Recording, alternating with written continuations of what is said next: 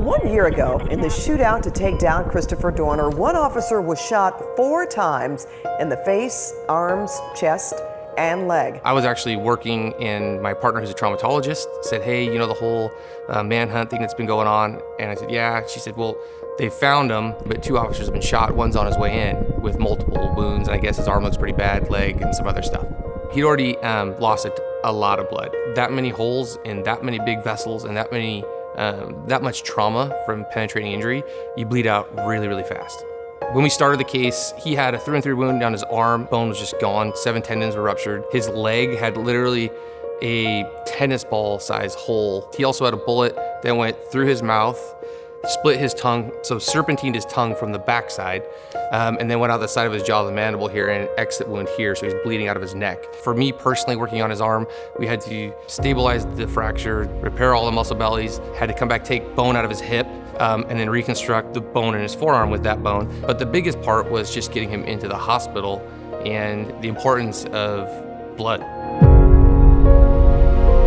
We have bags of blood on standby in case we need to give it to them in the middle of surgery if we're losing a little bit of blood, because, to be honest, surgical procedures bleed. And so we can do all the fancy medicine in the world, but unless you have blood, it's all for nothing. Doesn't matter.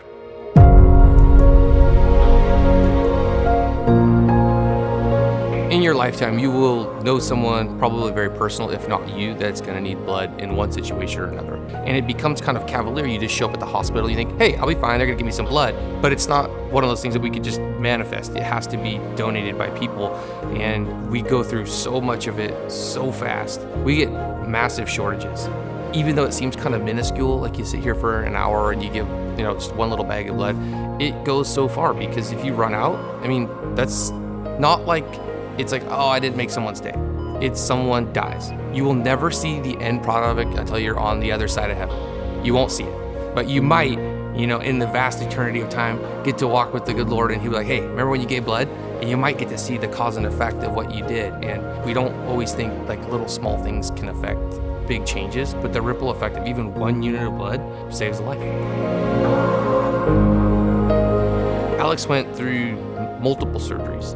He should have died, but he got somewhere between 9 and 12 units of blood. I can't remember the exact number. So basically, he bled dry and we replenished him. So it literally required 10 people to do 1 unit of blood to save his life. Within 10 months, he was his first day back to work, and now he's SWAT, he's their sniper. He's gone from a catastrophic, could be dead, life-altering injury, and with a lot of rehab and a lot of therapy has kind of come full circle. God's hand was interwoven in this just at the right time, got him in the hospital just at the right time, people who have donated, just beautifully interwoven. And so God kind of naturally lined up all the pieces of this puzzle so that it would eventually save his life.